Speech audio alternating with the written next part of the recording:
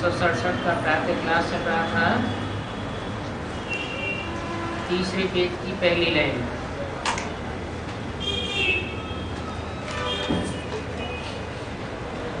Gain है मेरुआ मौत मनु का शिकार।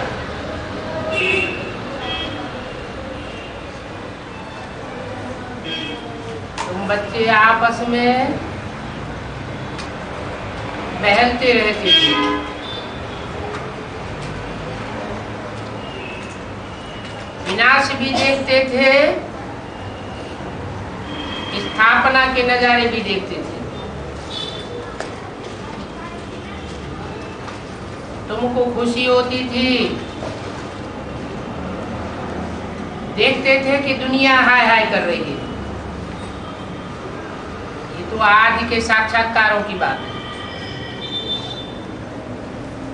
ये बच्चे आपस में खेल पाल करते रहते थे। ध्यान में जाते थे तो डांस करते थे। छोटी छोटी बच्चियां ऐसे ऐसे बैठ ध्यान में चली जाती थी, आंखों को बंद और बैकुंठ में खेलती रहती थी।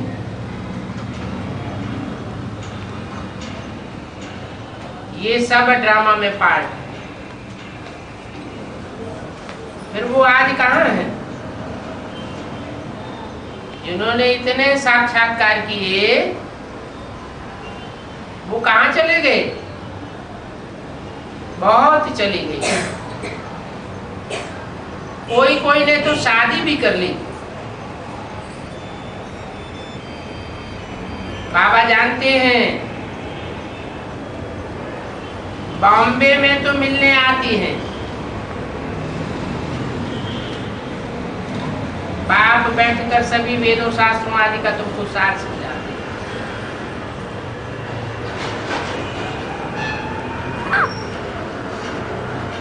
ये भी शास्त्र पढ़ते थे।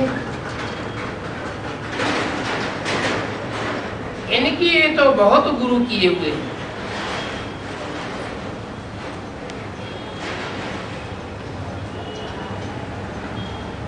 इनकी बात बताइए।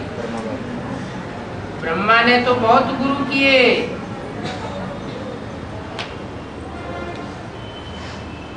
बारह गुरु किए थे।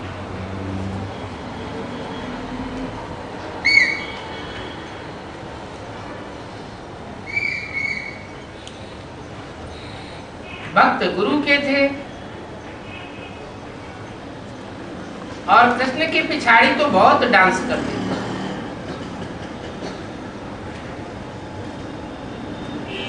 फिर अनेक प्रकार के हठ योग भी सीखे। फिर वो सब छोड़ दिए।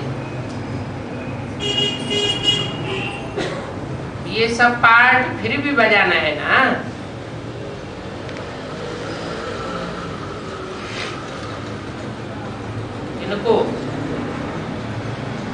इनको बजाना है। जो 12 गुरु किए थे भक्ति मार्ग में, फिर छोड़ दिए। फिर बोला ये सब पार्ट फिर भी बजाना है ना। 84 जन्मों का पार्ट फिर ऐसे ही बजा मिलेगा। तुमको कितनी क्लियर नॉलेज है। 16 नंबरवार पुरुषार्थ अनुसार एक जैसी क्लियरिटी सबको नहीं हो सकती। जो महारथी होते हैं उनकी बाबा महिमा तो करते हैं। ये जो दिखाते हैं पांडवों और कौरवों की युद्ध हुई, वो तो सब बनावटी बात है। कोई स्थूल युद्ध की बात नहीं है।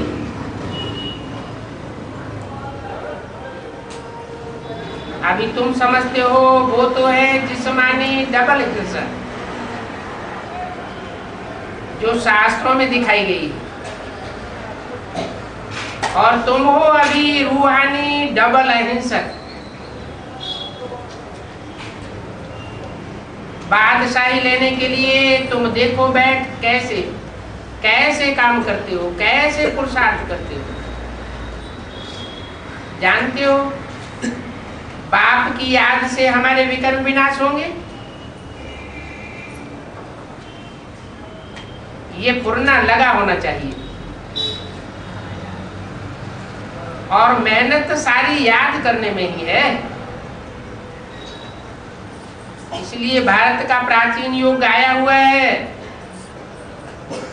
वो बाहर वाले भी भारत का प्राचीन योग सीखना चाहते हैं।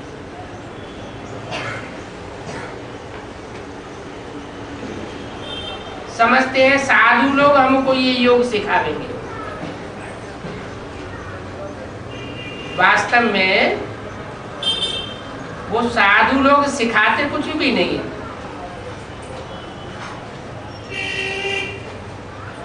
उनका संन्यास है ही हठ योग का,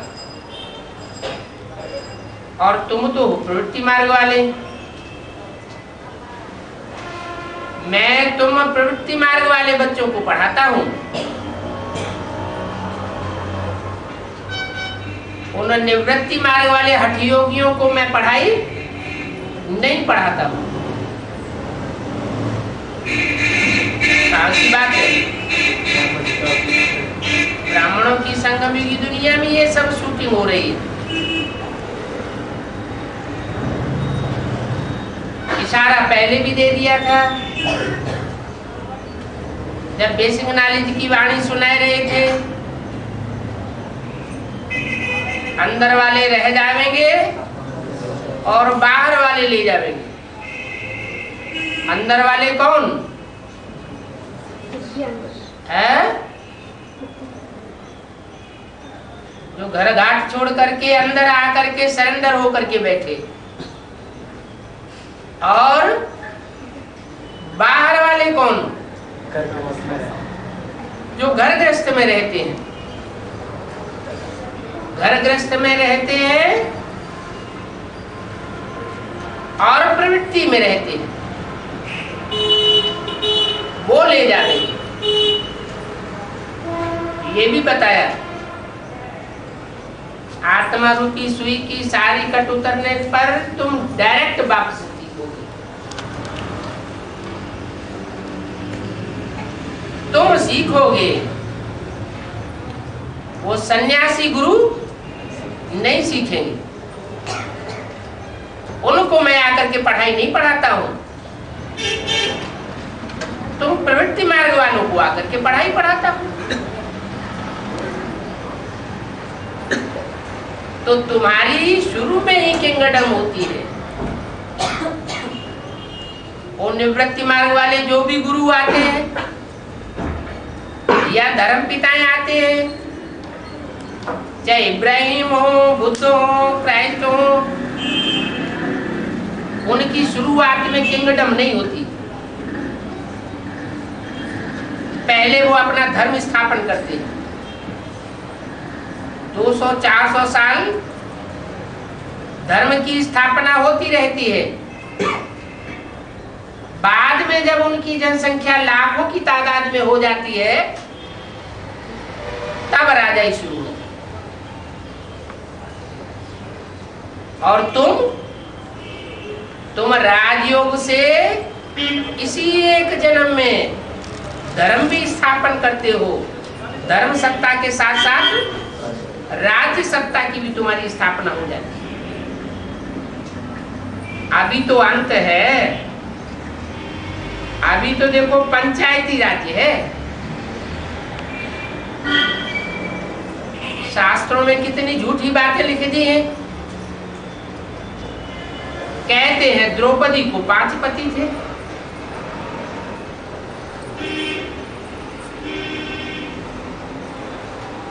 चक्राता में भी माइया 5 पति अभी भी करती है।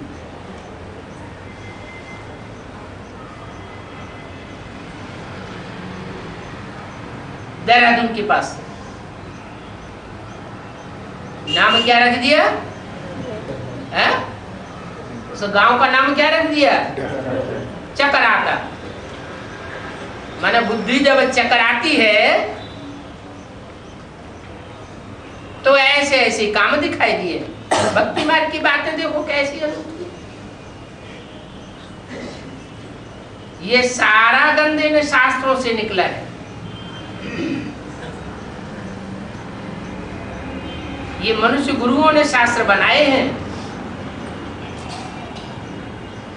पंडितों आदि को समझाओ तो मानते भी हैं, बरोबर ये बातें ठीक है।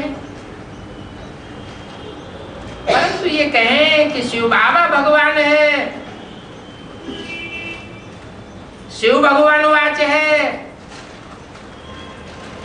कृष्ण भगवान वाच नहीं है, तो साहब उनको कहें तुमको ब्रह्मा कुमारियों का जादू लग गया।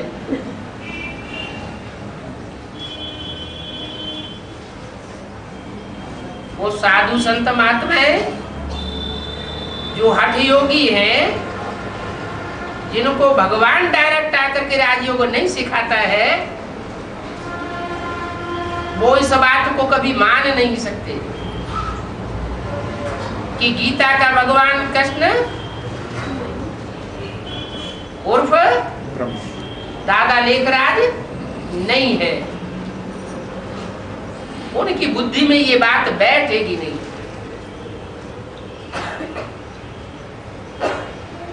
अभी जल्दी नहीं बैठेगी, आखिरी तो बैठनी ही है। तो तुम बच्चों को इस बात पर लड़ाई लड़नी पड़ेगी। ये ज्ञान की लड़ाई है।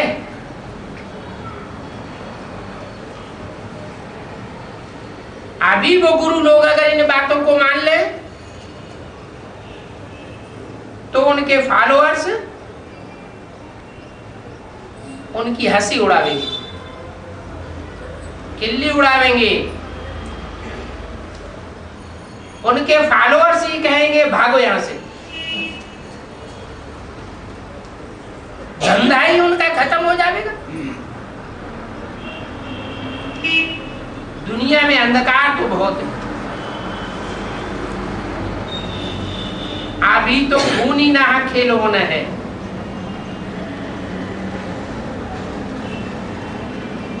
पहले ब्राह्मणों की दुनिया में संकल्पों का खून बहेगा और साथ साथ बाहर की दुनिया में स्थूल खून की नदियां बहेंगी। ये भी एक खेल दिखाते हैं।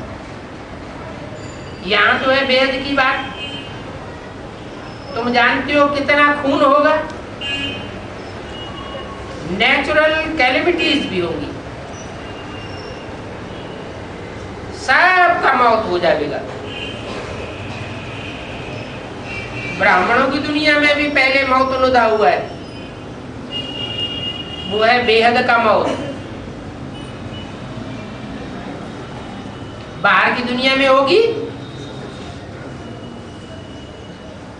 हद की मौत, और ब्राह्मणों की दुनिया में होगी अनिश्चय बुद्धि विनश्यते की बेहद की मौत। ये विनाश क्यों नुदा हुआ है? ये मौत का ड्रामा में नुदा क्यों हुआ है? ये कयामत न हो, विनाश न हो तो नहीं चल सकता क्या है?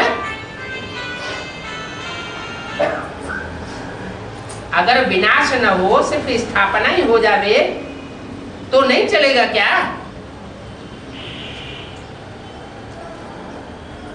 ये धर्म पिता है, उन्होंने स्थापना की। इब्राहिम बुद्ध क्राइस्ट ने अपने धर्म की स्थापना की, पुराने धर्म का विनाश तो नहीं कराए। पुराने राज्य का, पुरानी मत मतांतरों का विनाश तो नहीं कराए। तो रिजल्ट क्या हुआ? दुनिया नीचे जाती है या ऊंची उठ रही है? दुनिया गड्ढे में जा रही है।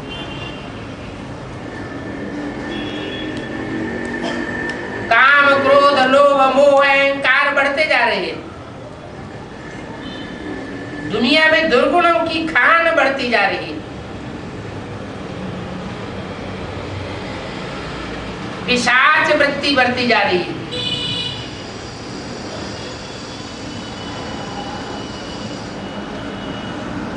तो धर्म पिताओं ने जो स्थापना की, वो धर्म की स्थापना बेकार हो गई। इसलिए भगवान बाप कहते हैं, मैं दोनों कार्य कराता हूं। साथ साथ दोनों कार्य होते हैं। धर्म की स्थापना भी होती है और राज्य का स्थापना भी होती है, और पुरानी दुनिया का, पुरानी परंपराओं का, पुराने धर्मों का विनाश भी होता है। अगर ये विनाश न होवे तो सब धर्म की स्थापना का कोई मूल्य नहीं रहेगा।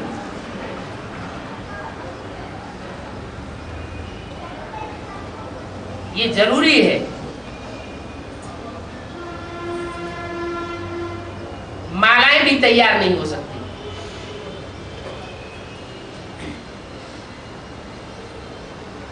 मालाएं तैयार होने के लिए कड़ी परीक्षा होती है।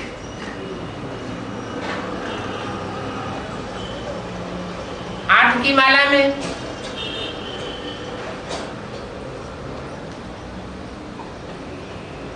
एक 108 की माला में, 16,000 की माला में दाने कैसे पिरो जाएंगे?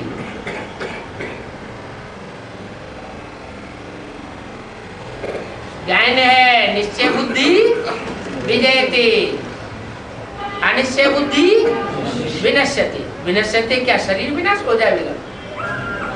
क्या इस दुनिया में सबके शरीर विनाश हो जाएंगे? नहीं, राजयोगियों के शरीर विनाश नहीं होते, उनका पद का विनाश हो जाता है। जितने लंबे समय तक के लिए अनिश्चय बुद्धि बनेगी, उतना पद का विनाश हो जाएगा। और जितनी जल्दी अपनी अवस्था को कवर कर लेंगे, निश्चय बुद्धि बन जाएंगे, उतना जल्दी श्रेष्ठ माला में श्रेष्ठ मण का बन जाएगा। पहले से सब कुछ क्लियर है तो भी ऐसा होता है।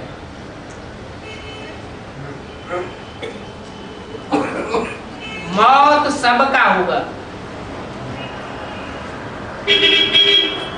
कोई जीते जी मरेंगे और कोई शरीर छोड़ करके मरेंगे।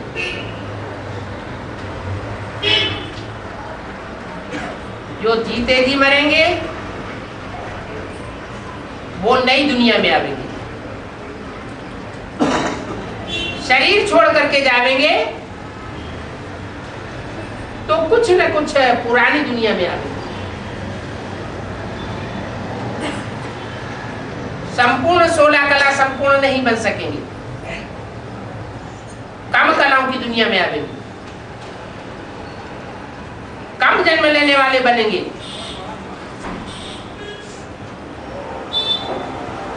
तो इसको खूनी नाहक खेल कहा जाता है। नाहक क्यों कहा?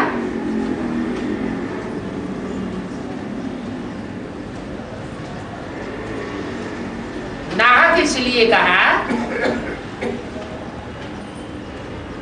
कि जिनको मालाओं के नंबर में आना ही नहीं है, उनका भी मौत हो जाता है।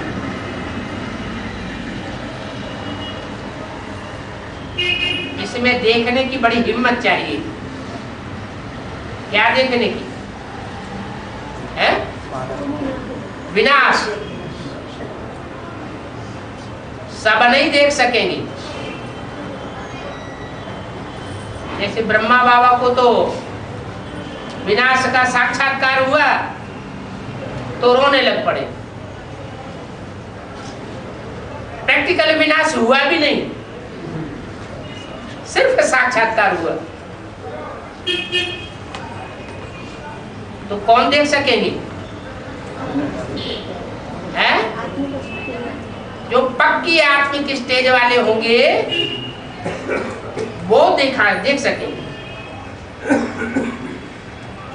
विनाश के टाइम पर जो डरपोक होंगे वो तो झट बेहोश हो जाएंगे।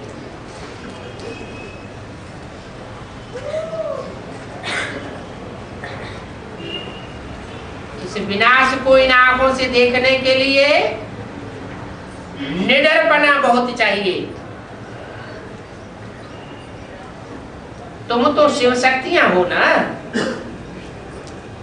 क्या तुम किसकी शक्तियां हो? शिव शक्तियां हो। और वो जो विनाश नहीं देख सकेंगे इन आंखों से, पहले ही फाड़ हो जाएंगे। वो किसकी शक्ति है? शिव की शक्तियां नहीं है। वो कोई ना कोई दूसरे धर्म पिताओं को फॉलो करने वाले बन जाते हैं। ऊंचे ऊंचे अल्लाह अव्वल दीन को फॉलो करने वाले नहीं बनते। जो नंबरवार नीचे धर्म पिताएं हैं, नीचे नीचे धर्मों की स्थापना करने वाले हैं, धारणाओं की स्थापना करने वाले हैं, उनको फॉलो करने लग पड़ते हैं। इसलिए उन आत्माओं को शिव शक्तियां नहीं कह सकती, और तुम हो शिव शक्तियां हैं। कन्याएं माताएं ही शिव शक्तियां हैं या पांडव भी हैं? पांडव कैसे हैं? तुम सब आत्मा रूपी सीताएं हो। तो तुम सब शक्तियां हो, क्योंकि आत्मिक स्थिति वाली हो। शिव बाबा है सब शक्तिवान। हम उनसे शक्ति लेते हैं।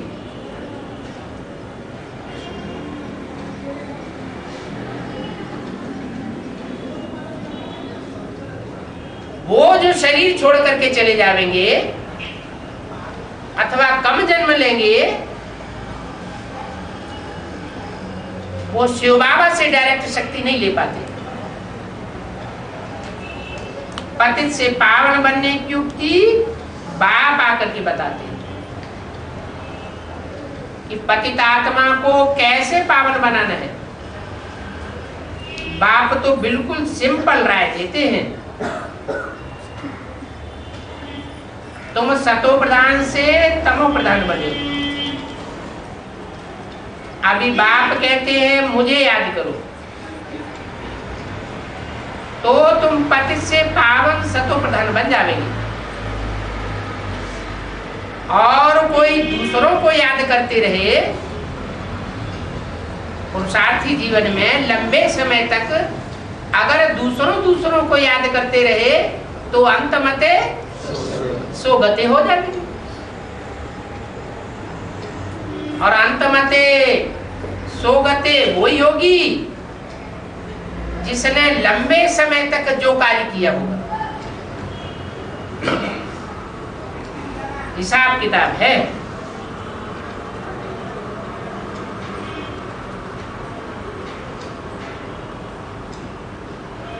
यथार्थ भी बाप ही बताते हैं, और बाप ही यथार्थ है। चित्रों में दिखाते हैं विष्णु की नाभि से ब्रह्मा निकला।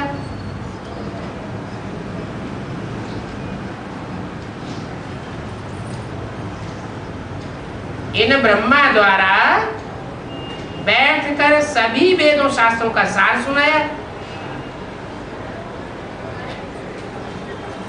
अब ये बातें तो तुम जानते हो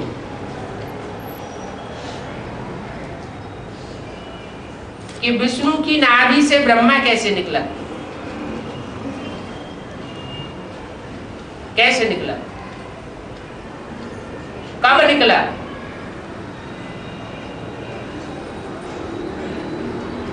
है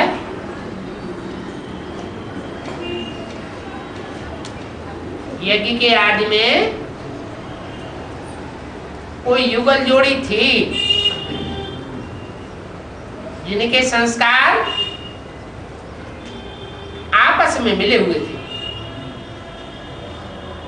दुनियावी दृष्टि के हिसाब से, दुनियावी लोगों के हिसाब से उनके संस्कार बहुत कुछ मिले हुए थे।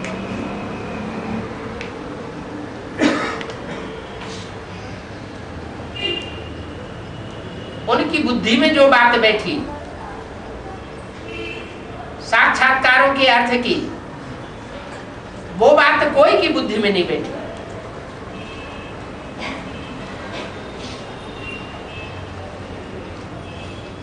तो कौन था विष्णु? ब्रह्मा बाबा की युगल, वो तो यशोदा नाम की युगल थी, उतना ज्ञान की गहराइयों को समझती भी नहीं थी। सिर्फ ब्रह्मा बाबा के पीछे पीछे चल पड़ी, माउंट आबू तक भी आ गई, लेकिन ज्ञान तो बुद्धि में कुछ भी नहीं था। तो क्या यशोदा और दादा लेखराज ब्रह्मा को विष्णु रूप कहें? ये तो हो नहीं सकता। अगर ऐसा होता तो ओम राधे मम्मा को निमित्त बनाने की क्या दरकार थी?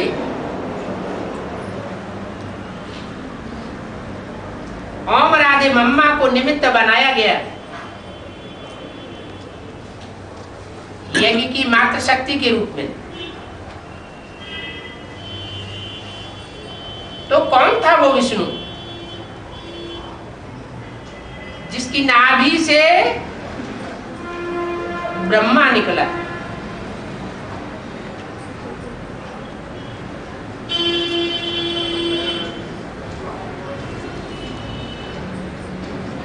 कहते हैं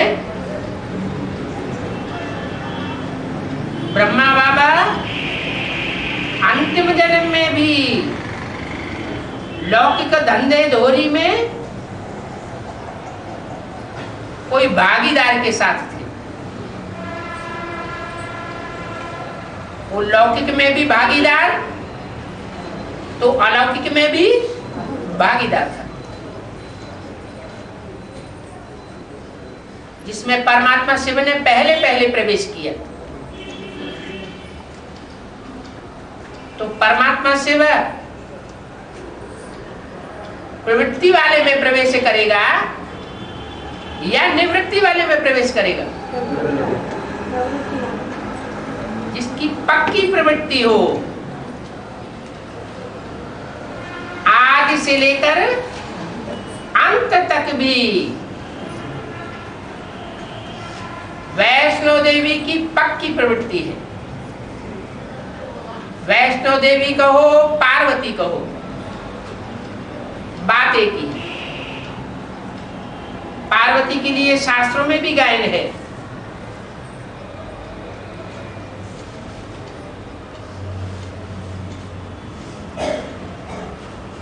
वरौ शंभु न तु रहो कुंवारी, जन्म जन्म लगी रगर हमारी। एक जन्म की बात नहीं है। अगर जन्म जन्मांतर भी पुरुषार्थ करना पड़े तो वो भी यही लक्ष्य है कि मैं शंभू की बन करके रहूंगी और कोई को वर्ण नहीं करूंगी।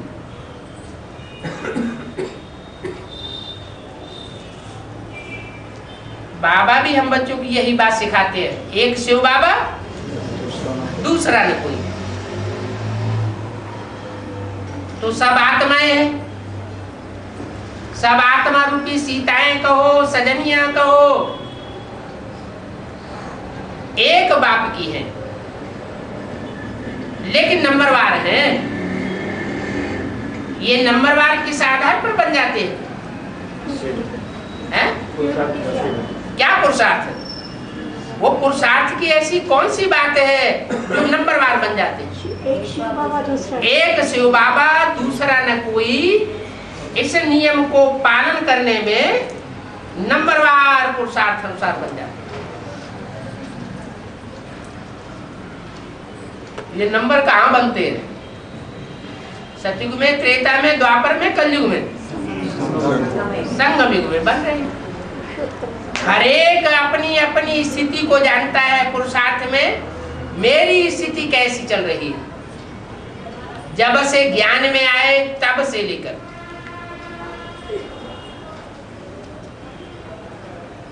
एक में बुद्धि गई या अनेकों में बुद्धि जाती रही। अगर एक के वफादार बन करके रहे, एक के फरमानबरदार बन करके रहे, एक के साथ पूरी ईमानदारी निभाई, तो नंबर जरूर ऊंचा जाएगा।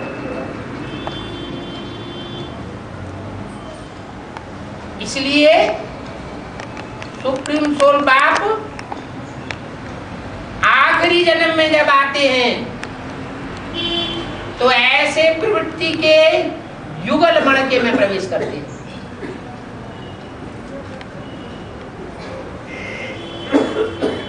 एक में प्रवेश करते हैं,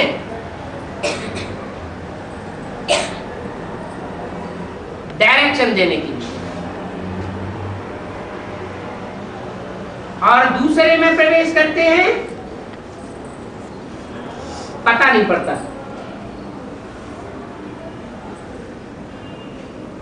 ला और लव का बैलेंस रखने के लिए, ये ला और लव का बैलेंस इस आखिरी जन्म में ही परमात्मा शिव जिस आत्मा को सपोर्ट करते हैं वो ये बैलेंस रख पाती है। ये बैलेंस रखने वाली आत्मा प्रैक्टिकल कार्य को संपन्न करती है। प्रैक्टिकल होता है प्योरिटी से। पुरुष वो प्योरिटी को अपनाने वाला प्रैक्टिकल कार्य नहीं कर सकता।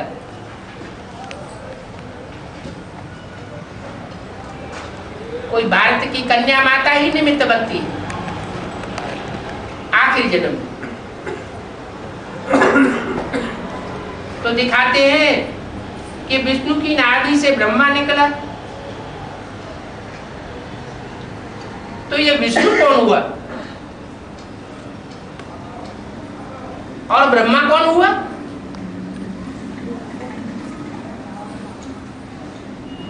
है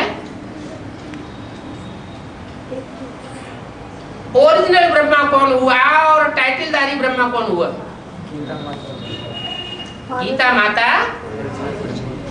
ओरिजिनल ब्रह्मा हुई और विष्णु कौन हुआ?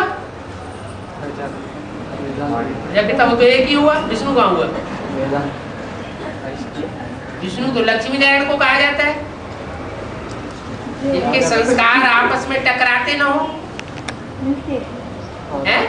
संस्कार मिलेंगे तो यज्ञ के आदमी विष्णु कौन हुआ? ये तो मिलेंगे बात की बात है। मिले हुए थे तो कौन थे वो? राधा बच्ची।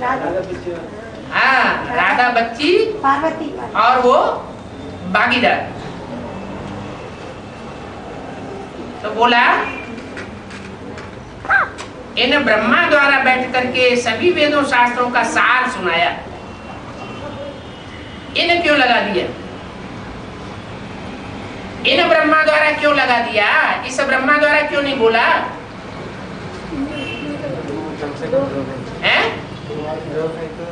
हाँ, दो है, एक ओरिजिनल और दूसरा टाइटलधारी।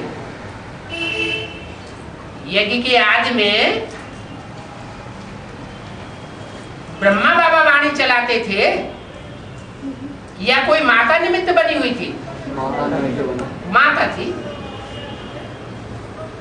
तो इन द्वारा बैठ करके सभी वेदों शास्त्रों का सार सुनाया। ये तुम जानते हो। और कोई नहीं जानता। ब्रह्मा सो विष्णु और विष्णु सो ब्रह्मा बनते हैं। ब्रह्मा द्वारा स्थापना, काहे की स्थापना है?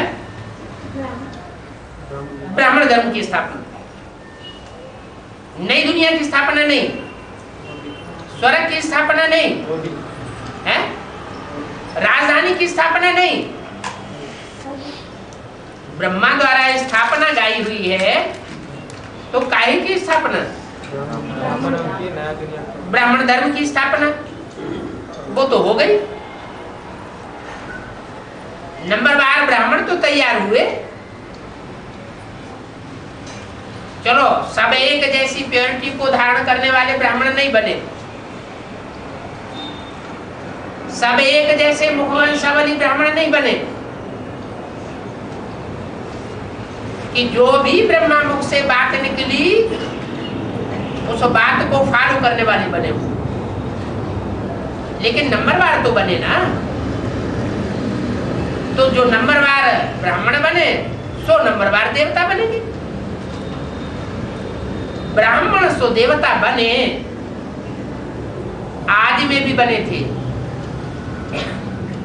और अंत में भी बनेंगे। आदि में शूटिंग हुई, अंत में शूटिंग पूरी हो जाती है। आदि में भी सैंपल बना नई दुनिया का, और अंत में भी सैंपल बनता है। सैंपल बनता है या प्रैक्टिकल बनता है? प्रैक्टिकल बनता है, संपन्न स्टेज में बनता है। अभी ये टाइम फिर से आ गया, प्रैक्टिकल पार्ट जो ड्रामा में नुधा हुआ है वो अभी सामने आने वाला है।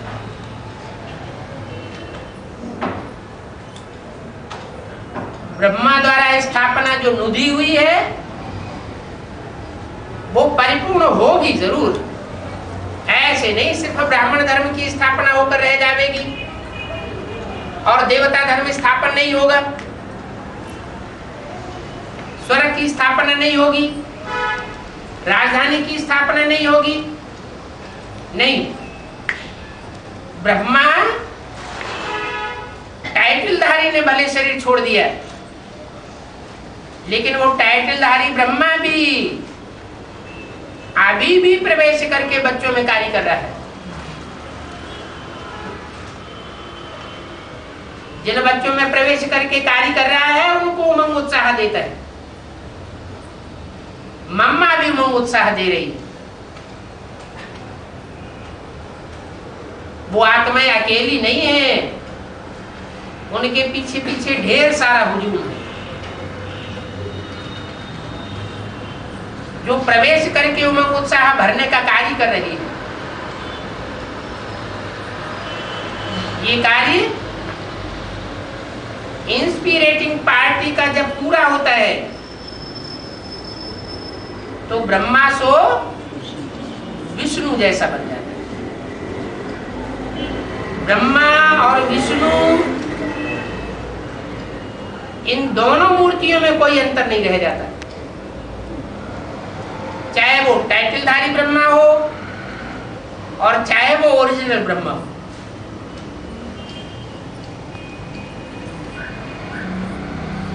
तो ब्रह्मा द्वारा स्थापना जो गाई हुई है, पहले ब्राह्मण बनते हैं या पहले देवता बनते हैं? पहले ब्राह्मण बनते हैं। तो टाइटलधारी ब्रह्मा के द्वारा ब्राह्मण धर्म की स्थापना का कार्य पूरा हो गया।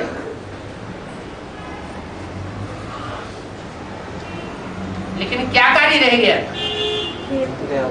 ब्राह्मण सो देवता बनने का कार्य अभी भी रहा हुआ। वो कौन करेगा? कौन सा ब्रह्मा करेगा? नहीं,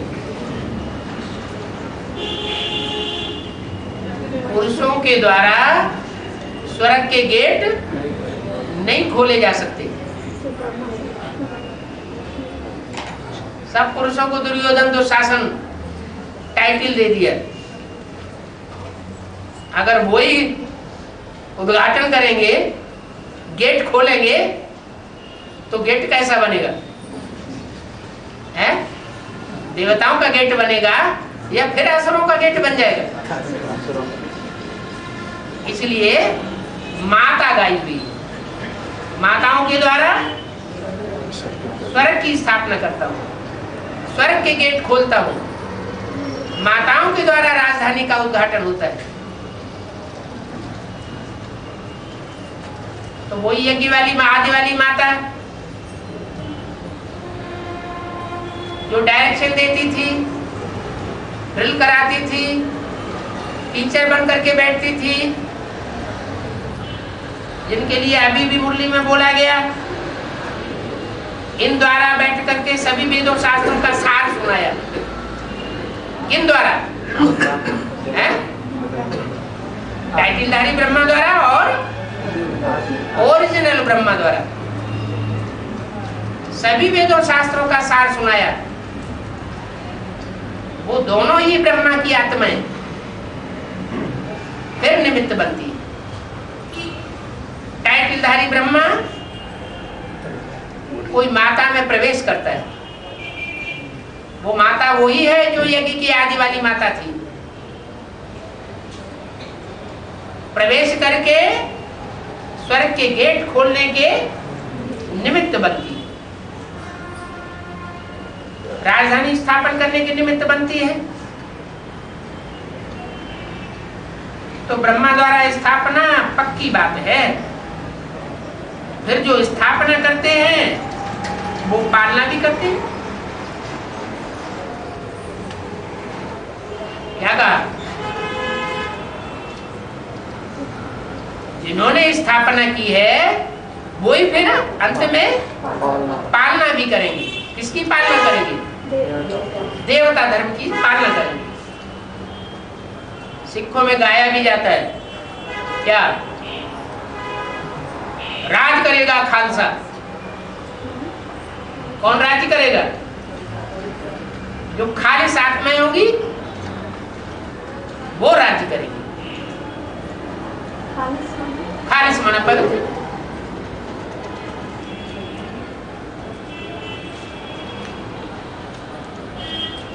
तो पवित्र आत्माओं का स्वरूप ब्रह्मा सो विष्णु गाया हुआ। ये सब राज अच्छी रीति समझाए जाते हैं।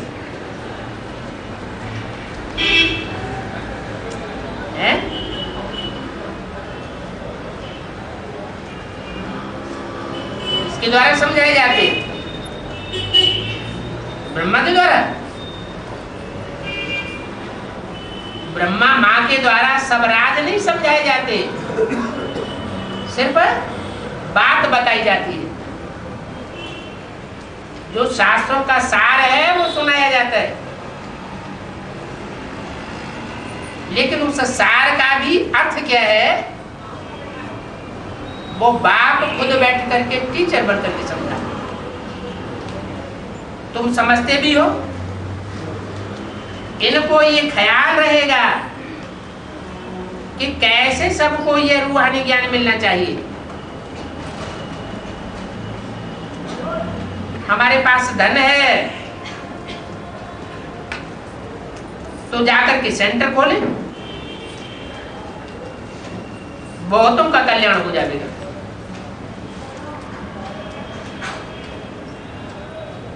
बाप कहते हैं अच्छा तुम्हारे पास मकान नहीं है, पैसा है, तो किराए पर ही मकान ले लो,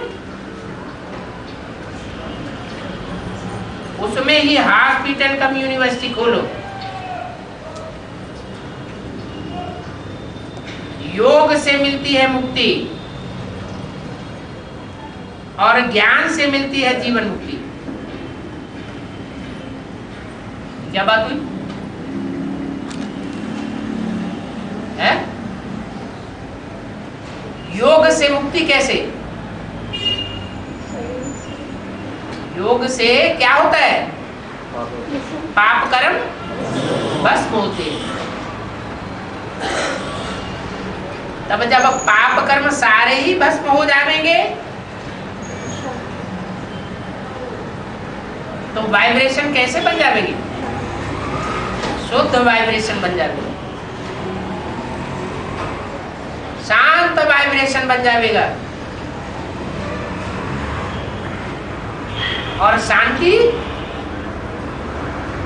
पहली प्राप्ति की चीज है।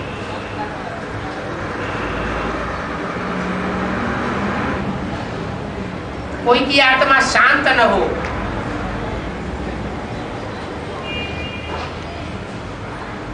तो वो जीवन में सुख नहीं भोग सकती। पहले शांति फिर सुख भोगा जा सकता है। शांति ऊंची स्टेज है और सुख उससे भी ऊंची स्टेज है। ऐसा सुख जिसमें दुख का नाम निशान न हो, अशांति का नाम निशान न हो, वो सुख की सृष्टि की स्थापना परमात्मा बाप आकर के कराते हैं ब्रह्मा के द्वारा। ब्रह्मा द्वारा सुखधाम का गेट खुलवाते हैं और शांति धाम का गेट है। सुखधाम का गेट तो ब्रह्मा द्वारा, शांति धाम का गेट कौन खोलेगा? है शंकर द्वारा शांति धाम की स्थापना होती है। माना पाप कर्म किसकी याद से भस्म होंगे? बाप की याद से सब पाप कर्म भस्म हो जाएंगे। जब पाप कर्म भस्म हो जाएंगे तो दुष्ट संकल्प कोई भी आवेंगे ही नहीं। मन या चित्त शांत हो जाएगा।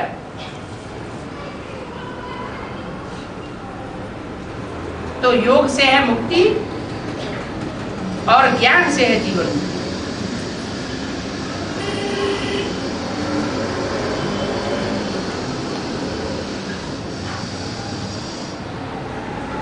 ज्ञान की धारणा सबसे जास्ती किस में होती है? 500 करोड़ आत्माओं के बीच में सबसे जास्ती जीवन मुक्ति कौन भोगता है? प्रजापिता भोगता है, कोई कहता है वैष्णव भोगती है।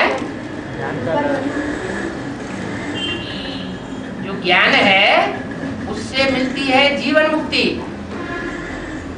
जीवन में रहते हुए ऐसे कौन से कर्म किए जाए, कैसा वातावरण बनाया जाए, कैसी वाचा बोली जाए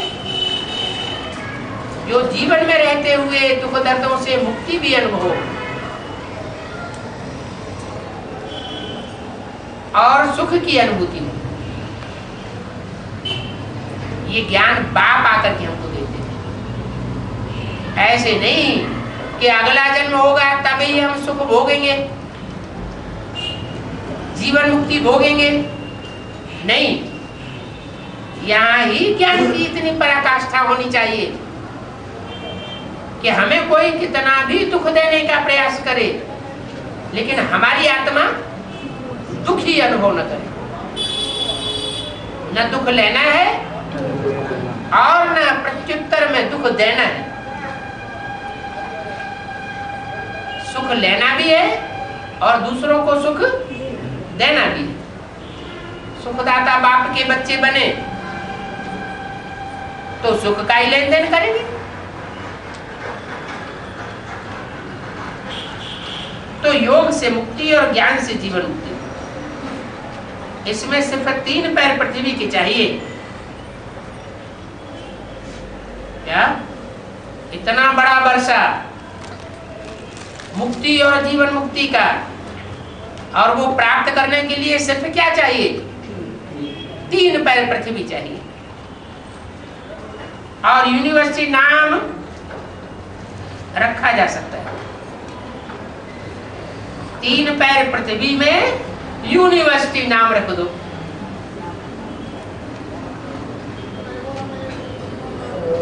दुनिया में यूनिवर्सिटी खोलते हैं तो कितनी जगह चाहिए बोले है? ढेर सारी जगह चाहिए। और यहाँ 3 पैर पृथ्वी चाहिए। गॉड फादरली यूनिवर्सिटी खोलो। क्या ये कोई मनुष्यकृत यूनिवर्सिटी नहीं है? क्या नाम रखो? God fatherly university. आगे हमने यूनिवर्सिटी अक्षर लिखा था,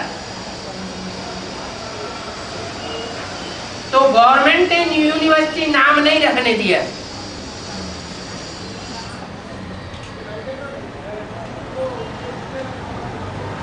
तो बाबा ने फिर विश्वविद्यालय नाम रखा।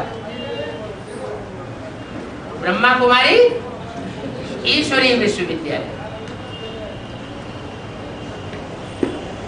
अब विद्यालय कहो, विश्वविद्यालय बा यूनिवर्सिटी कहो, बात तो एक ही है। कितना समझाया?